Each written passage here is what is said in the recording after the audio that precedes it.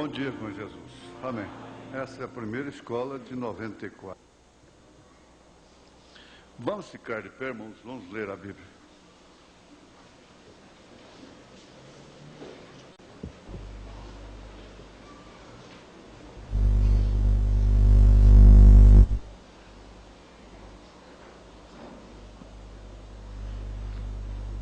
Provérbios capítulo 23, verso 13, 14.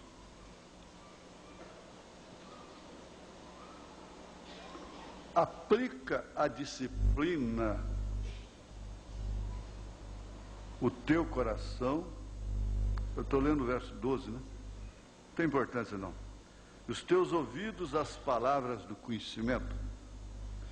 Não retires a disciplina da criança, porque fustigando-a com a vara, nem por isso morrerá. Tu a fustigarás com a vara e livrarás a sua alma do inferno. Nosso Deus, nosso Pai, o quanto a sociedade moderna está longe do alvo da Tua palavra. Nós te pedimos em nome de Jesus Cristo, vivificar esta palavra em nossos corações. Em nome de Jesus. Amém. Assentai-vos. Agora é comum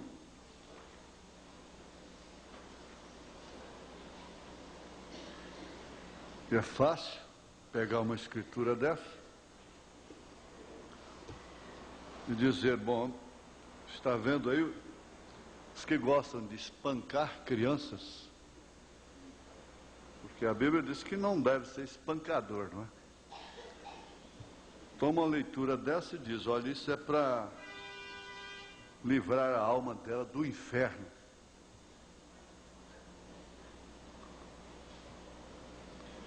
Mas não é assim. Não é espancar.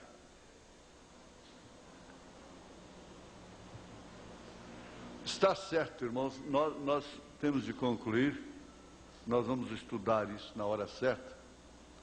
Se quando uma mulher cortasse o seu cabelo, o irmão trouxesse ela diante da junta, 3 diáconos, e dissesse para ela, a próxima vez que você cortar o cabelo, você não é mais a minha esposa.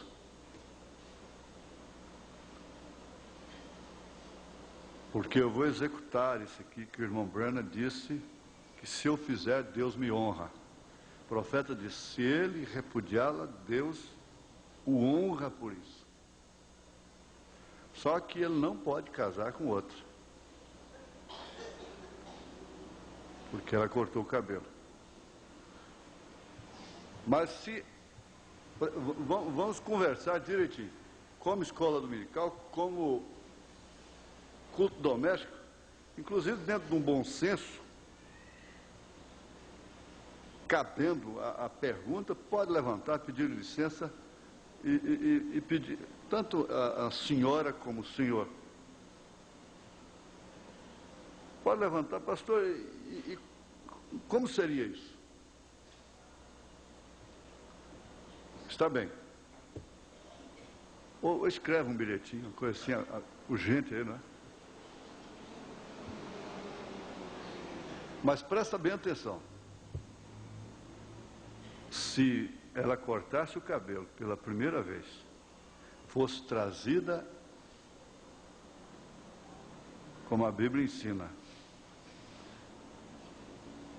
e com 3 diáconos, logicamente, que formam a presidência, a junta, oficialmente, dissesse para ela, está bem, você está arrependida, você está chorando, foi um espírito que fez isso, tudo bem. Só que aqui está testemunhado, aquilo fica entre Deus e nós estamos num confessionário. A segunda vez eu ponho isso aqui que o irmão Branham está dizendo, ó. Se ele é um filho de Deus, ele a repudia. Porque ela desonra. Agora, não vai pensar que fraqueza, erro que todo mundo tem, como o marido tem e a mulher tem, se enquadra em cortar cabelo, não. Cortar cabelo é desonrar ao marido. Desonra ao marido, não é erro, não é falha, simplesmente. O profeta disse, baseado em 1 Coríntios, capítulo 11, Paulo disse que ela desonra a sua cabeça, que é o marido. Não é certo? Vocês precisam conhecer isso. Eu não trouxe, nós vamos ter ainda um estudo específico sobre isso, então é porque me vem assim na hora para fazer um cabeçalho para outra coisa. Veja, verso 12, porque como a mulher provém do varão, assim também o varão provém da mulher, mas tudo vem de Deus. Julgai entre vós mesmos, é decente que a mulher ore a Deus descoberta? Uma mulher de cabelo cortado não tem nem direito de orar. E o que fez a religião? Arranjou um véu para botar por cima. O diabo fez isso. Aí ela se satisfaz. Pode estar cotozinha, mas pôs o véu, tudo bem. Então, porque julgar entre vós mesmos, é decente que a mulher ore a Deus descoberta? Ou não vos ensina a mesma natureza que é desonra para o varão, o homem ter cabelo crescido? Mas ter a mulher cabelo crescido lhe é honroso, porque o cabelo lhe foi dado em lugar de véu. Mas aqui atrás ele diz, eu comecei muito adiante, no verso 5, vamos ler tudo, verso 5, mas toda mulher que ora ou profetiza com a cabeça descoberta, desonra a sua própria cabeça. E Paulo disse que é o marido. Foi aí que o irmão Branham disse, desonra a sua própria cabeça, quer dizer, desonra o seu marido. Efésios 5 ele disse, que o marido é a cabeça da mulher. Porque é como se estivesse rapada. Muito bem, então, levaria e diria, a segunda vez que você fizer isto, antes da titia, da mamãe sua, seja quem for, da sua amiga, antes de você entrar no salão de beleza, você fique sabendo, você é uma mulher repudiada.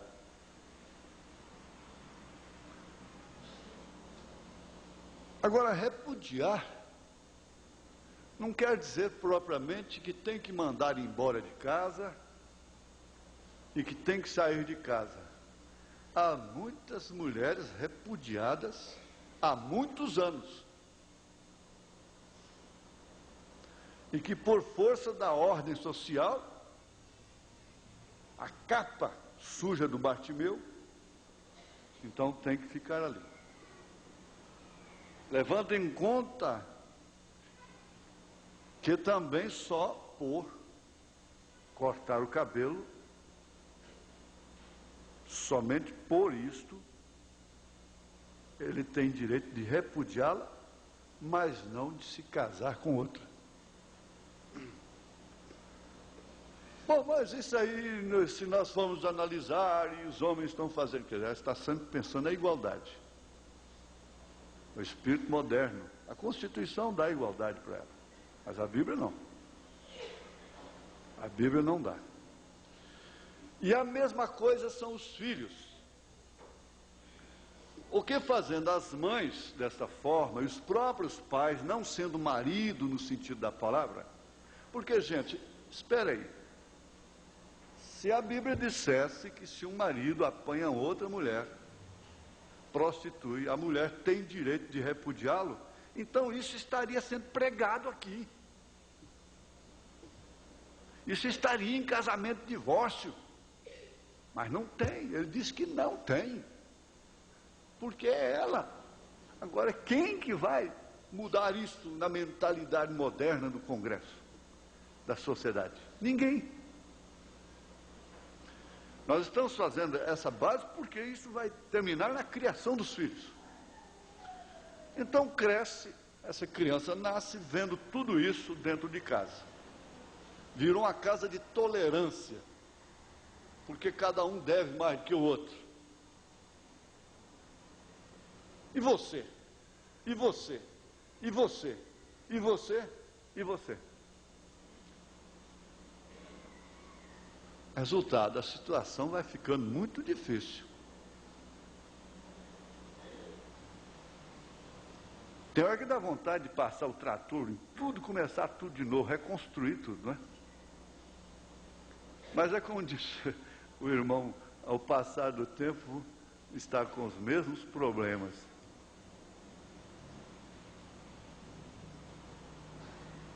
O trator virá, ele vai vir. Mas não para reconstruir sobre a mesma base. Então o profeta disse, aquele menino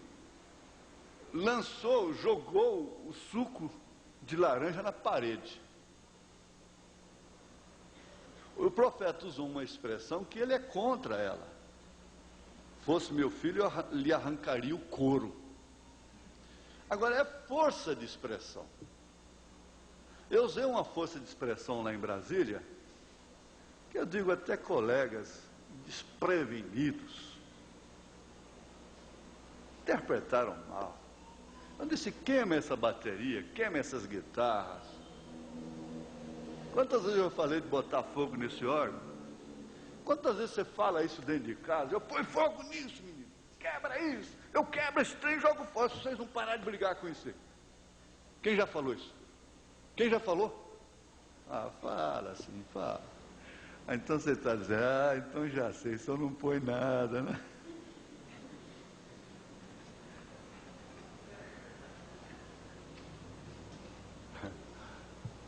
Essa é a verdade. Mas acontece o seguinte, que nós vamos estudar aqui, você tem que ver a parte transcendental da criança, do homem, a fase de transição, idade. Tem que compreender tudo isso, na verdade. Hoje seriam os pais mais sábios do mundo, constituindo a sociedade mais limpa, mais sadia da terra, se isso fosse posto em prática. Mas é impossível, não é? É impossível. A gente sabe que é impossível. A força de expressão às vezes fere mais do que a sua execução. Não é certo? Ora, Davi disse aqui,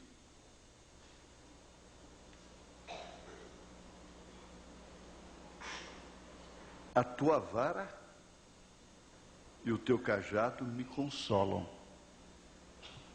Vara.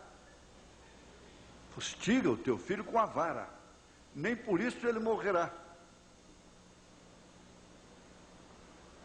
Cada cidadão tinha uma vara. Cada cidadão tinha um bastão, daqueles patriarcas. E por muito tempo, uma família, uma mulher ficava viúva, mas o chapéu do marido dela ficava na sala. Quando um homem chegava, batia na sua porta de uma casa, era natural ele olhar para a parede. Tinha um chapéu lá. Quando tinha um chapéu lá, dizia, aqui tem homem. Aqui tem cabeça. Aqui tem um varão aqui.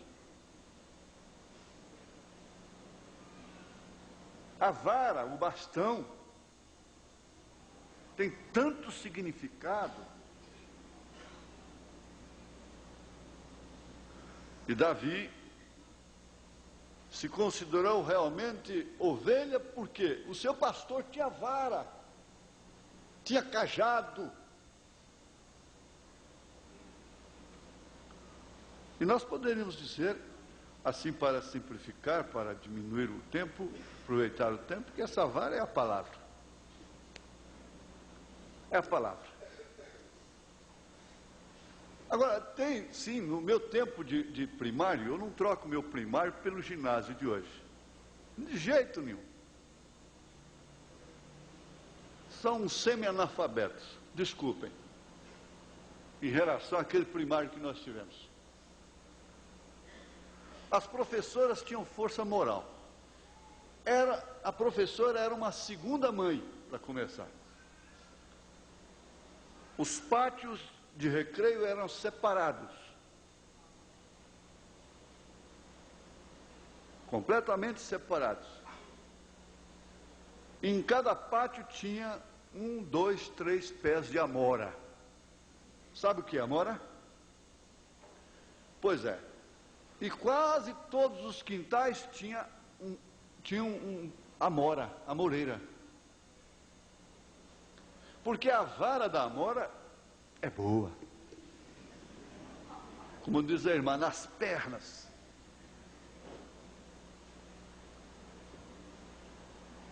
A amora está extinta. Está extinta.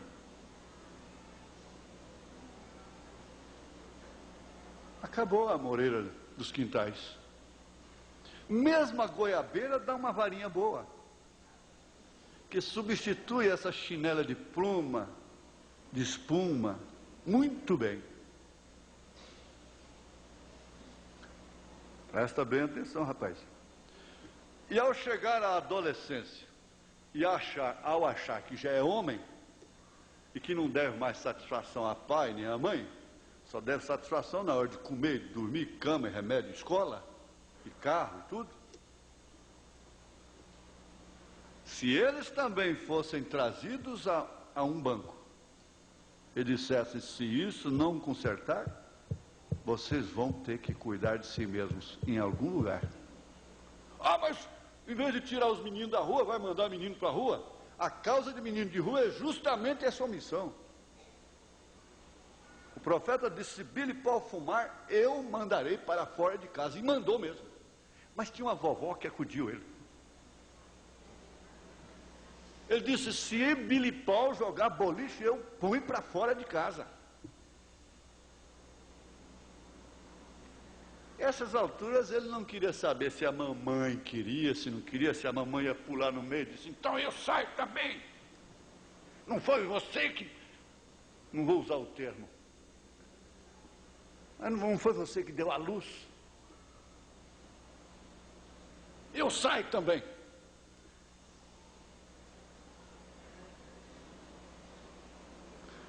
E por fim, aqui tem um estudo dizendo, crianças ditadoras, elas ditam, são ditadoras da casa.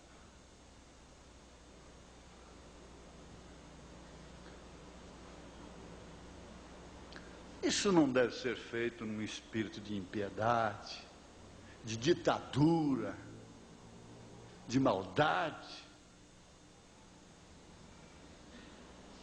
A mocinha passa aí para os seus 17, 18 anos, comendo, vivendo à custa do pai.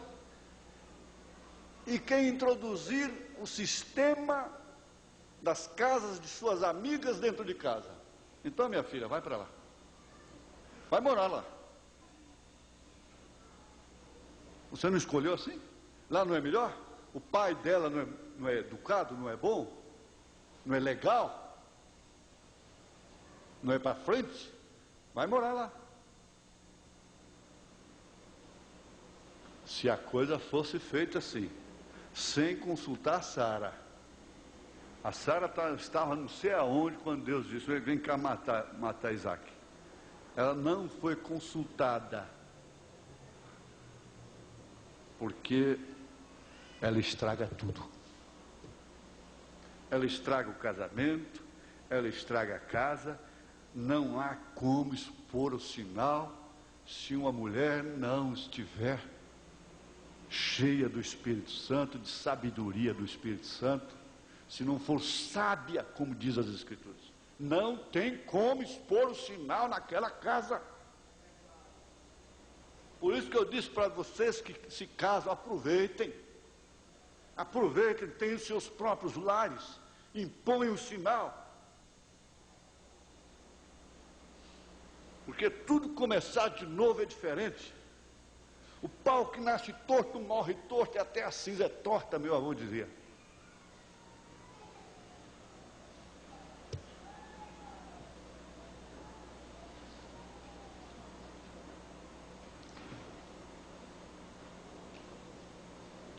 Ele está dizendo aqui no 22, verso 6, instrui o menino no caminho em que deve andar, e até quando envelhecer, não se desviará dele.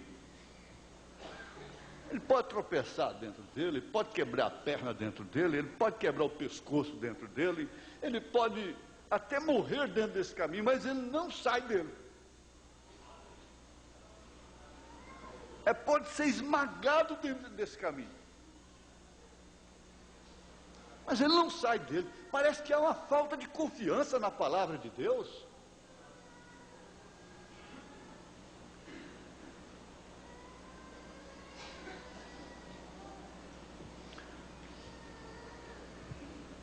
Vamos ver aqui uma coisa. Vamos ver aqui. Você não vai fazer nada. Eu troquei as pastas. Já vi que troquei. E parece que eu estou andando como um Otávio, não é possível. É outra pasta que está lá em cima dessa aqui, irmão. Por favor. Eu troquei a pasta. Ai, Jesus. Vai lá. É porque eu deixo duas, tem umas muitas aí. Instrui ao menino no caminho em que deve andar, e até quando envelhecer, depois que ficar velho, não se desviará dele. Agora, como é que se pode instruir o caminho, se não sabe o caminho, se não está no caminho? O caminho do diálogo, o caminho da temperança. Essa aqui. Muito obrigado, você é uma bênção. Você é uma bênção. Como que pode instruir se não sabe o que instruir?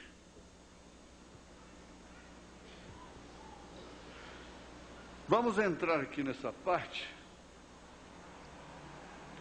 Se acreditamos num ser transcendental, isto é, que excede os limites das experiências,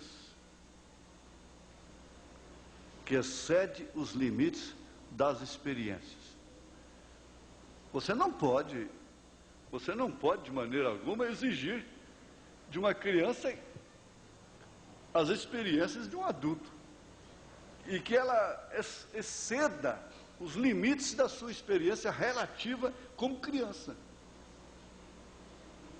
Não tem que nenhuma criança ser criada traumatizada, presa, enjaulada, oprimida, medrosa. Não é assim. É a capacidade de viver como amigos, é a capacidade de viver em harmonia, é a capacidade de dissolver os problemas como o gelo se dissolve com o calor do sol. De uma forma natural, pela própria lei. É isso que faria a casa sábia. O irmão Branham está dizendo aqui: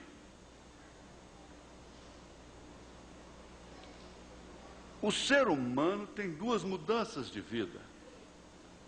Eles têm a mudança de um menino a um homem. Você sabe disso? Eu acuso esta geração, parágrafo 9. De uma mulher, de uma menina a uma mulher.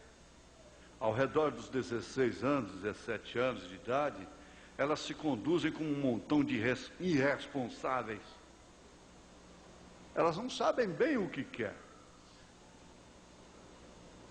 com exceção de algumas, não é? Você só pode sofrer com eles durante essa idade. Você tem que sofrer com eles. Eu tenho uma filha com essa idade exatamente agora, Rebeca.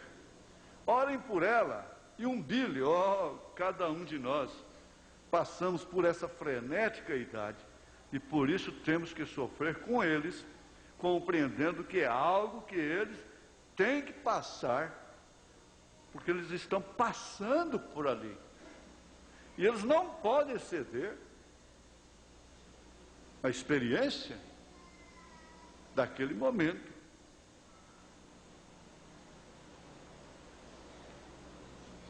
Agora, o que tal uma jovem de 17, 16 anos, numa casa que está enfrentando o problema, como os pais tivessem 14, fossem os adolescentes doidos, delinquentes? Porque se dedica muito o termo delinquente para crianças, não é? Para adolescentes. Mas tem tanto velho delinquente.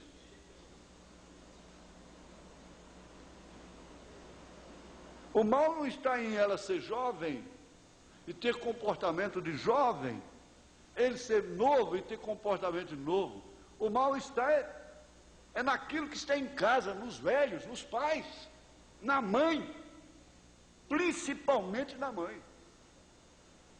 Agora você vai, eu não vou poder ler tudo, mas você conhece a história de Rebeca, e o problema lá foi a mãe.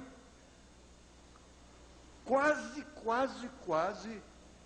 que o irmão Branham não daria conta de salvar a Rebeca do inferno por causa da mãe.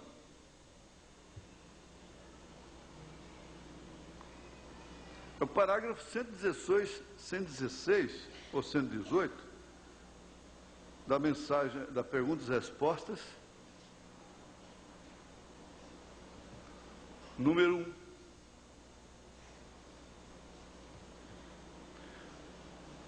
Todo jovem tem que passar por isso. Praticamente todos passam por essa idade. Você passou, eu passei, e nós temos que pensar nesses, tem que pensar seus pensamentos. E temos que ajudá-los a ir somente até os seus próprios limites. Nós temos de protegê-los, guarnecê-los, velá-los, para que eles não venham exceder.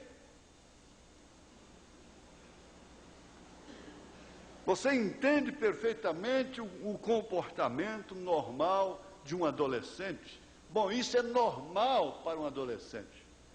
É normal para um filho, uma filha, bater num pai, numa mãe?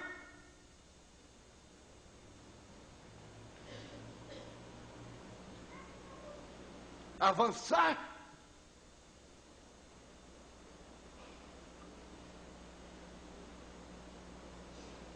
Tem alguma coisa de mal nisso. É normal esmurrar uns aos outros?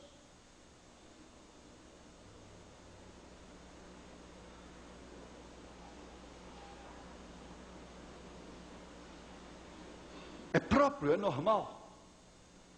Falar palavrões que ouvem lá na escola logo cedo? Pornografias? Xingar a mãe? Xingar o pai? Não, aí vem desde o Velho Testamento. No Velho Testamento ele tinha que ser apedrejado, morto. Esse filho tinha que ser apedrejado. Tinha que ser extirpado. Os próprios pais o levariam ao sacerdote, o sacerdote então autorizaria. Ele seria apedrejado, extirpado. E por ali o sacerdote não fazer isso, ele morreu com o pescoço quebrado. O pastor deixa a sua casa ser tomada, invadida pelo diabo, por espíritos de todas as naturezas? O que acontece quando o valente é amarrado? A casa é saqueada. É isso que acontece.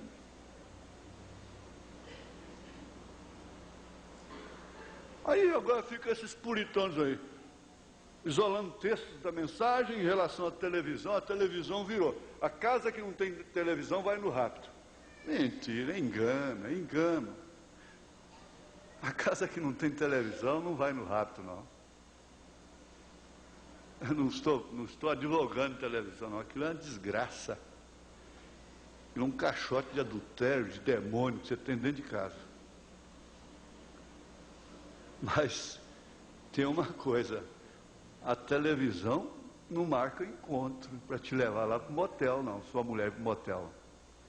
O que marca o encontro é o telefone.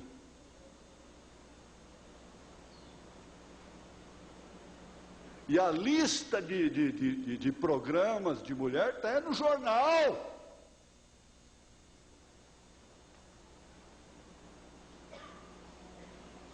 Garotas de 15 anos, garotas de 14 anos, primeira vez. Depende de quem paga mais. A oferta está em jornais, e não são jornais pornográficos, não. São jornais que todos os pais de família fazem assinatura e põem lá em cima da mesa para suas filhas e seus filhos.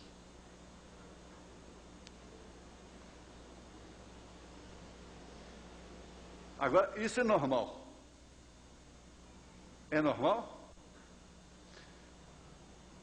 Eli quebrou o pescoço exatamente por causa disso. A Bíblia diz que seus filhos eram aleivosos. Ah, mas é adolescência, e ao pé da letra como é que faz? E todo mundo está assim, todo mundo está assim, e os pastores todos estão assim. Nenhum pastor pode ser pastor. Se for ler 1 Timóteo capítulo 3, olha as suas mulheres como são rebeldes, olha seus filhos, e diácono, nenhum diácono pode ser. Então vamos deixar a vaca solta.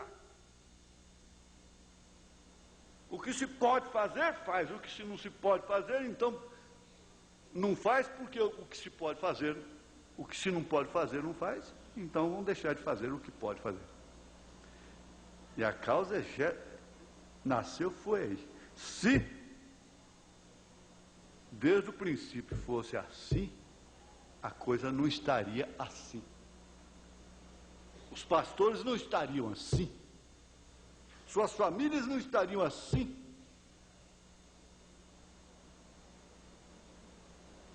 Os diáconos não estariam assim. Suas famílias não estariam assim. Não haveria irmãs aqui com ódio uma das outras, tomando a ceia. Ódio! Ódio por causa de baixarias, de coisas baixas que Paulo diz que nem lá entre os fiéis, infiéis existe. Ele falou isso na igreja de Corinto.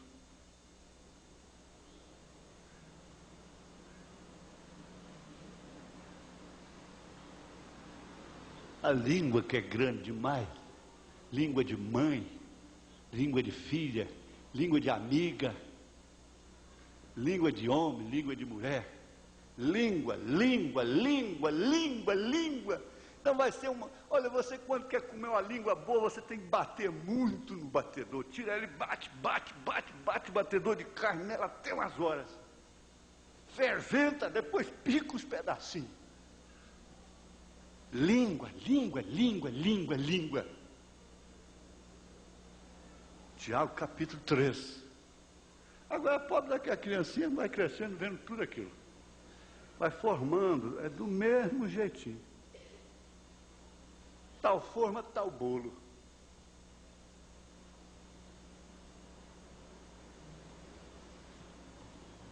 Aqui, ó, nessa pergunta e resposta, a partir do parágrafo 114, número 1, você tem a história da Rebeca.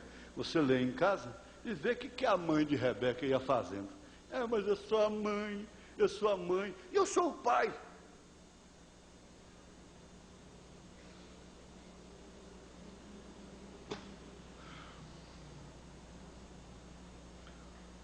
se acreditarmos num ser transcendental, poderoso e perfeito,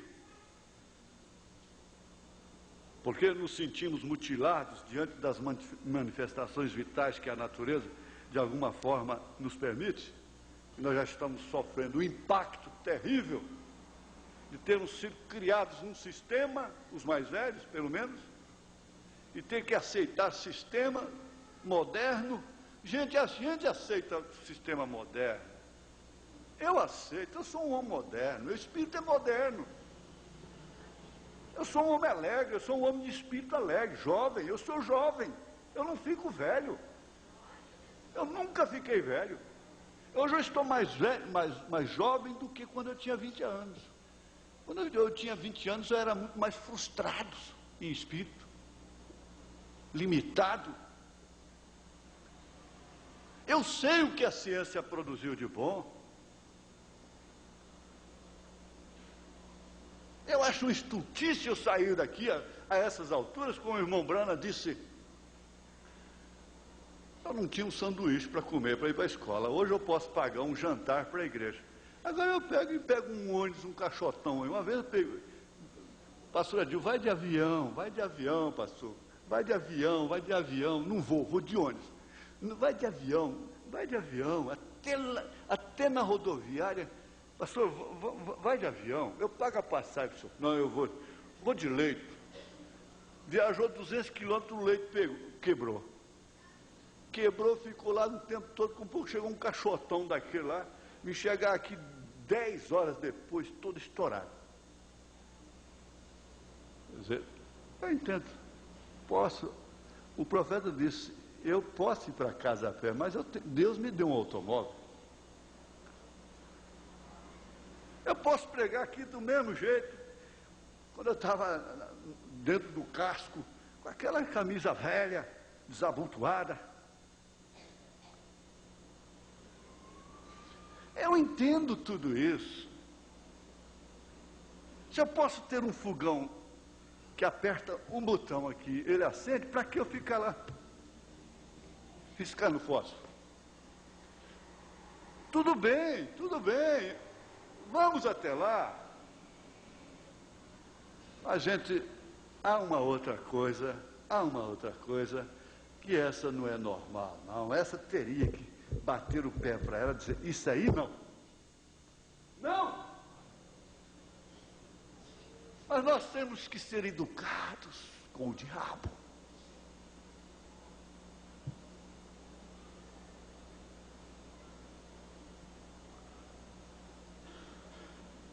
Então nós estamos nos sentindo mutilados, vencidos. Você se sente vencido, porque quando ela volta da escola, ela volta moderna. E ela vai ter que decidir viver entre uma coisa e outra. Lá ela tem um ambiente completamente diabólico, satânico, uma atmosfera manchada, um chiqueiro. Em casa ela tem que entender que entrou dentro do banheiro. Um lugar limpo, mas ela quer sujar também. Ele quer que a casa fique como lá.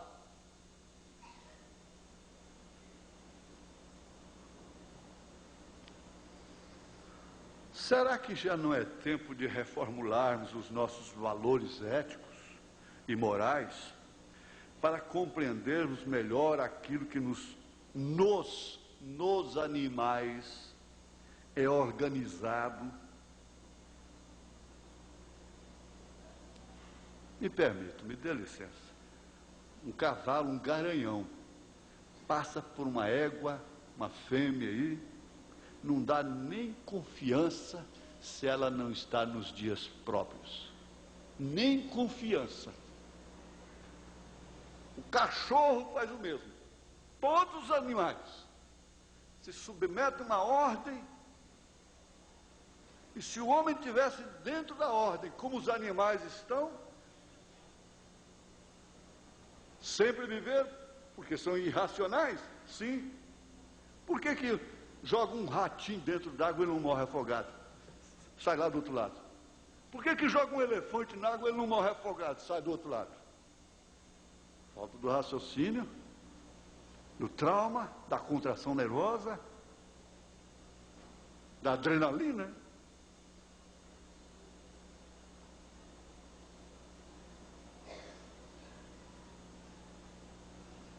Veja, será que já não é tempo de reformularmos os nossos valores éticos e morais para compreendermos melhor aquilo que nos animais é organizado e aprendermos com a formiga? Como Salomão disse, aprender com a formiga. E que reúne todas as qualidades para que vivam em harmonia com outros eventos da natureza. Gavião. Oh, o galo já vai. Oh, os pintinhos correm tudo, entra debaixo da mãe. Ele diga, porque eu fui lá no cinema, e eu assisti um filme, e eu fui na escola, e esse negócio do papai falar, isso não tem nada de correr para debaixo da mamãe, não, viu? Ele não faz isso não, ele corre para debaixo da mamãe. Porque o chefe lá fala, aquilo quer dizer, gavião, corre, aquilo é tudo.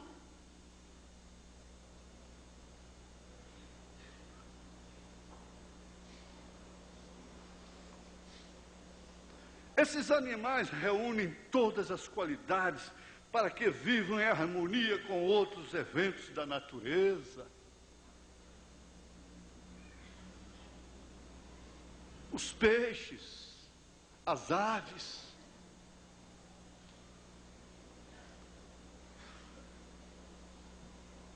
Ou é mais cômodo obedecer, sem questionar, resistindo a toda e qualquer revolução para o bem comum da humanidade?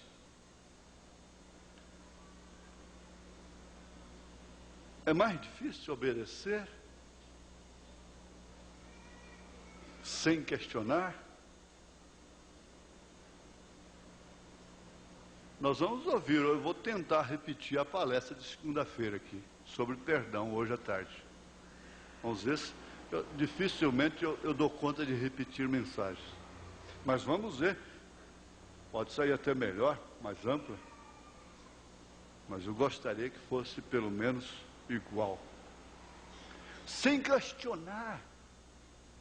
Mas tudo nós temos que questionar, resistir.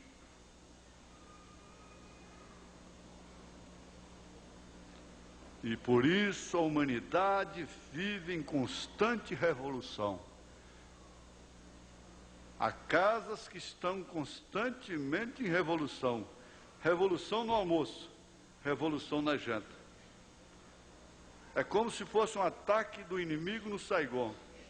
Quando se pensa que está comendo em paz numa mesa, uma palavra apenas é uma dinamite que explode.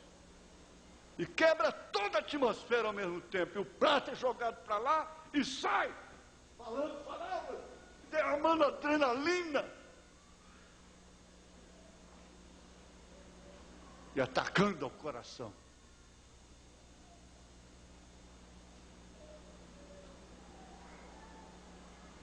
Vários você não sabe, será que esse almoço vai terminar assim? Será que esse jantar vai terminar assim? Quantos casais vão para o quarto na maior expectativa de uma noite especial, mas simplesmente um incidentezinho do banheiro para o quarto estragou toda a noite. É uma revolução, é um espírito preparado de guerra, é um pesadelo de guerra. Neurose de guerra.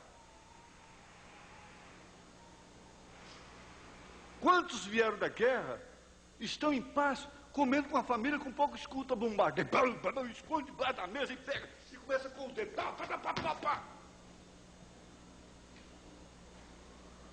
sofrem terrivelmente com neurose de guerra.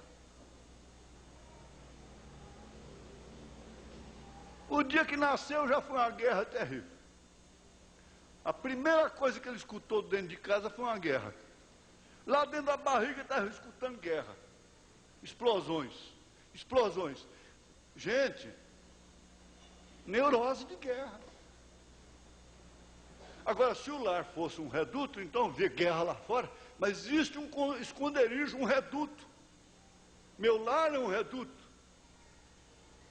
É um descanso. Quando vai, corre, bombardeia. É mulher lá fora, é isso, é aquilo, é mentir no comércio, evitar de cá, evita de lá, evita o trânsito, evita a batida. Chega em casa, granada, bombardeio.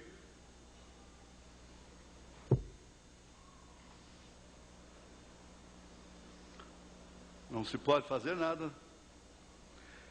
Os pais, ou adultos responsáveis pelas crianças, nunca se aperceberam da omissão do acompanhamento no desenvolvimento da personalidade de seus filhos, dando-lhes amparo ambiental. Então, protegendo o meio ambiente. Outro dia eu vi um menino dormindo no meio da um rapazinho, lá na Rua 4, sol quente, todo mundo passando para lá. Falei, mas o Ibama devia vir recolher esse aqui, porque esse aqui é um animal. Esse animal aqui vale mais do que uma onça. Vale mais do que um elefante. É ecologia também. É meio ambiente. Você não pode dar carro, não pode dar isso, não pode um doutorado, mas pode dar meio ambiente.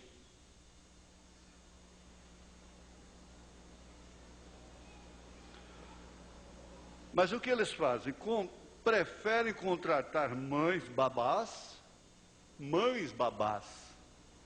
com formações diversas, personalidades diversas, um dia é uma, outro dia é outra, porque nunca dá certo, logo elas começam a roubar, logo elas começam a tomar a própria alimentação da criança, e roubando dentro de casa e coisa, e você tem que mandar e buscar outra. Elas têm formações diversas, nem sempre compatíveis ou responsabilizar os psicólogos para a formação de seus filhos. Que pais são esses? Não são dignos de ser chamados de pai, de mãe. Há muita mulher que não merece esse título.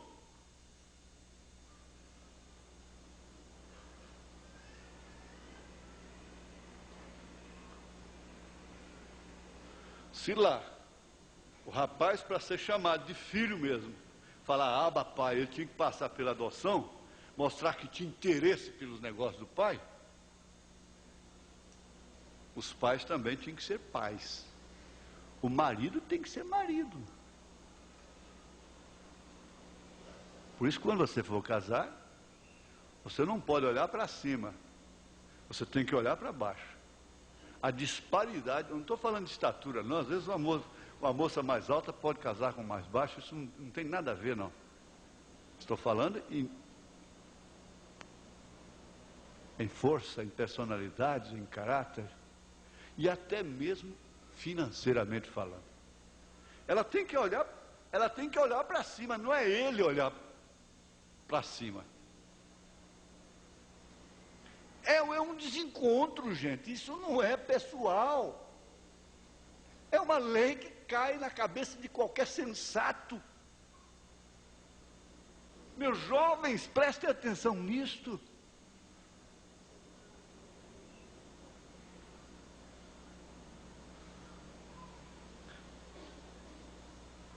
Então, eles estão recebendo formação. Eu não posso falar certas coisas aqui, porque diz que eu estou... Que formação teve aquele avô para dar para aquele neto? Mas tem que ser criada com ele. Vai ser a formação. Que tipo foi o lar daquele avô?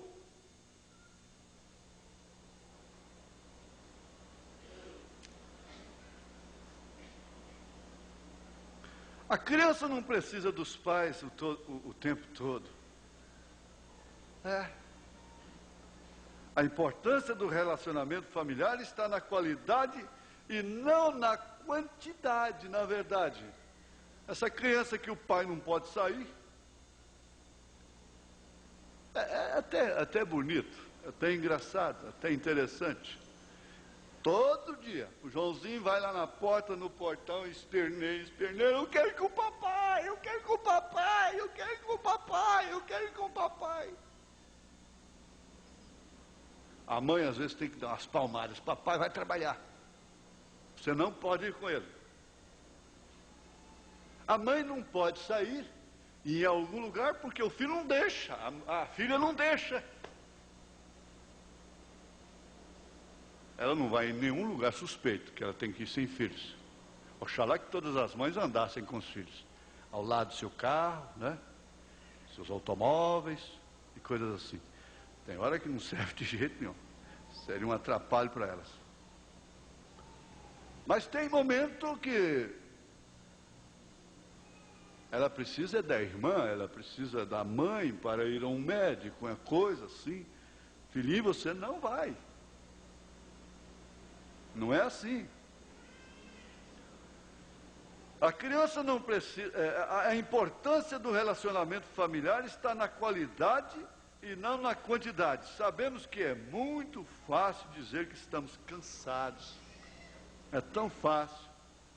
E que não temos tempo para dedicar aos filhos. Que é mais prático contratar uma babá ou colocá-los numa instituição na qual nossas crianças são cuidadas por adultos entediados, maníacos, simplesmente porque fizeram um curso de pedagogia e vão herdar de lá princípios padronizados. Padronizados.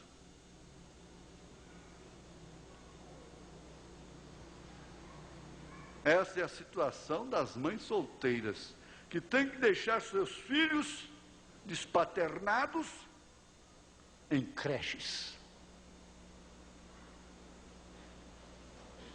Mas espera aí, se tratando da família, não se trata de mãe solteira. Na verdade, grande parte da sociedade está composta de mães solteiras. Não, elas são casadas. No cartório, no civil. Mas elas vivem solteiras. Elas querem viver solteiras.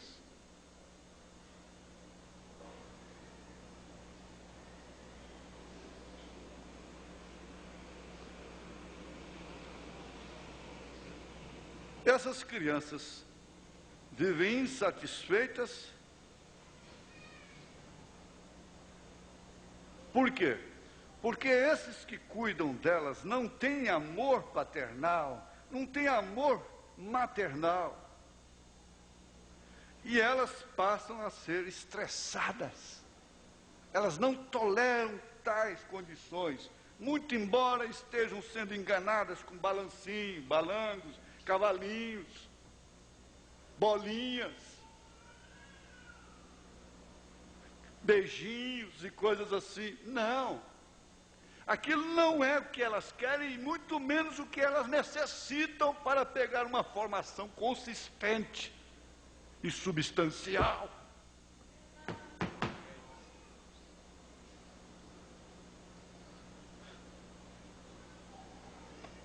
Acabou o nosso tempo. A criança tem um senso próprio de independência e se orienta instintivamente para ela dentro da mais perfeita ordem. Por isso, somente os adultos que as amam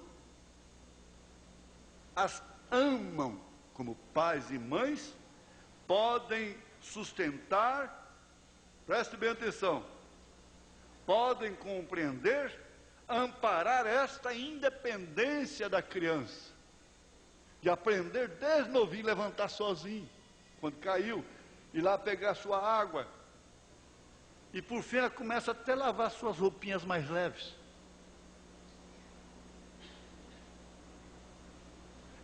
É uma independência guarnecida, protegida, e somente que tem amor de mãe é que faz isto.